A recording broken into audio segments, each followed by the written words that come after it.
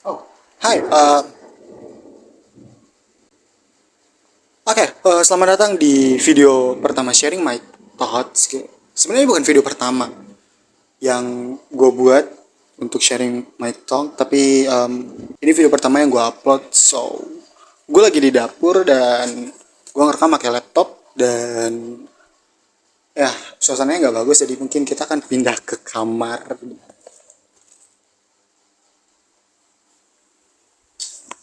Oke. By the way, gue ngerekam make HP gue Samsung A03. So, um, di video ini, taruh kenalan dulu. By the way, nama gue Rio. Kali ini gue mau sharing aja tentang opini gue terhadap universe Monsterverse. So, ini pendapat pribadi gue. Gue bukan kritikus atau apapun itu. Gue penikmat film dan apapun film yang gue tonton, kalau gue suka ya suka, kalau cocok ya cocok, kalau kurang ya kurang, kalau gagal ya gagal gitu. Maksud gue tidak terpengaruh sama omongan para kritikus dan omongan para audiens, atau mencoba jadi FOMO atau mencoba menjadi elit atau edgy dengan menilai beberapa film yang sebenarnya bagus dan orang suka, tapi cuman gara-gara pengen kelihatan elit kita kayak anjing jelek film ini. Nggak, gua nggak begitu. Shit. Oke, sekarang Monsterverse ini udah mencapai Godzilla X Kong, film kedua dari Godzilla vs Kong, ya film kedua dari eh, dua karakter kaiju ini, dimana tokoh utamanya ya dua karakter kaiju ini. Jadi mereka udah punya sekitar udah 5 film dan it was perfect.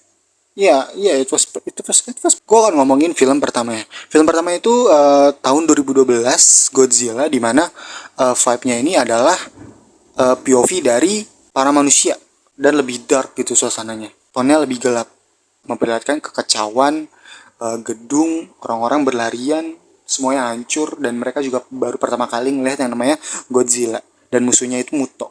Dan kenapa musuhnya Muto? Karena mungkin Legendary saat itu sedang mempersiapkan uang uh, untuk ngambil King Ghidorah sama Mothra dan Rodan.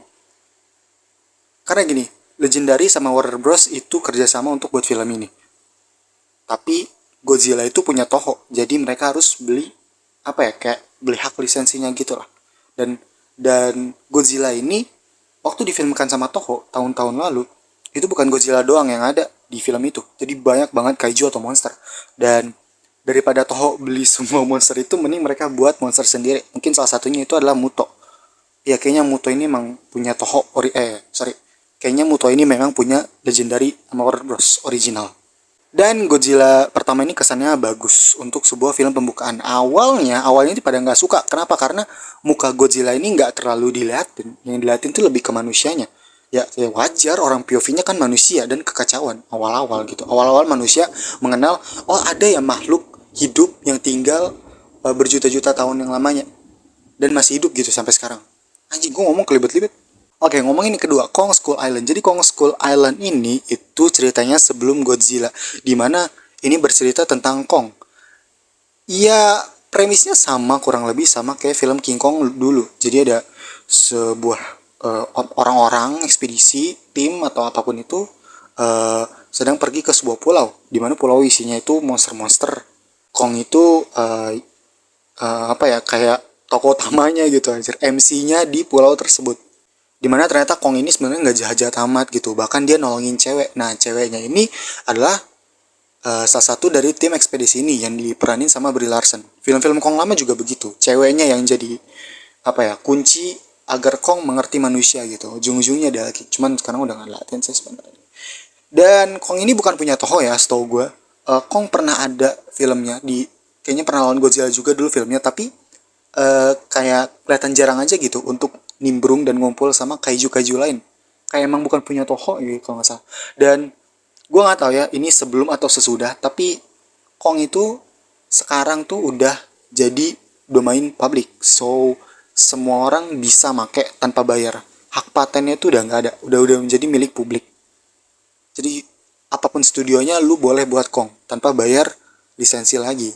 Dan musuh-musuhnya ya juga original dari Legendary dan Warner Bros. Karena mereka nggak mungkin tiba-tiba masukin uh, kaiju dari tokonya itu. Ya duit ya anjir, sayang lah, mending buat sendiri kan. Film kedua yaitu Godzilla King of the Monster. Gua nggak peduli apa kata kritikus, tapi film ini tuh bagus banget, heboh, kacau, epic, tegang, bah anjing. Nah di sini nih, di sini Legendary ngeluarin semua duitnya. Mungkin mungkin ultimate-nya di sini gitu ya, karena mereka udah nunjukin King Ghidorah versi sekarang, versi CGI yang lebih bagus, Mothra, Rodan, ah, anjir. Berarti udah 4 kaiju yang dibeli Legendary sama Warner Bros, yaitu Godzilla, King Ghidorah, Mothra, sama Rodan. Mungkin ke depan ada lagi, tapi kita nggak tahu.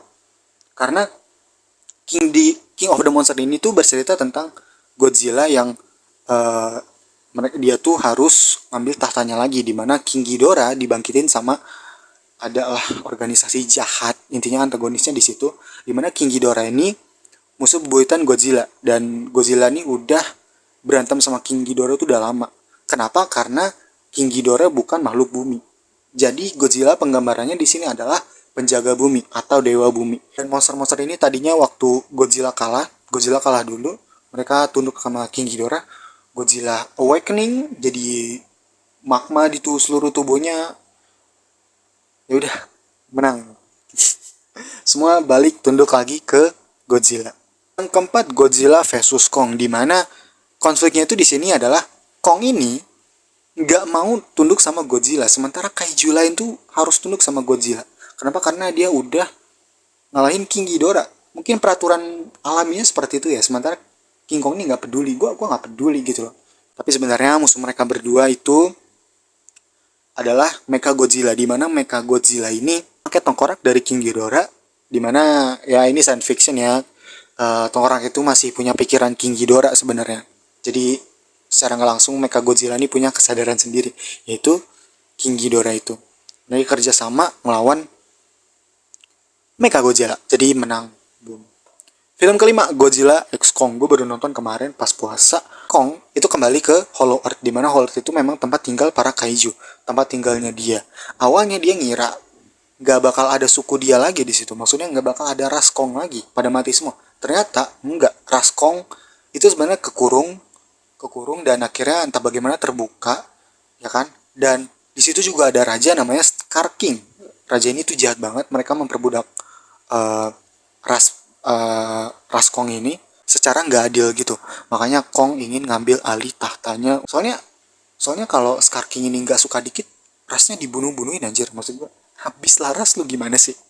Dan Scar King ini menariknya adalah dia punya peliharaan Shimo. Ya Shimo itu ada sisi dia, tapi itu juga secara terpaksa.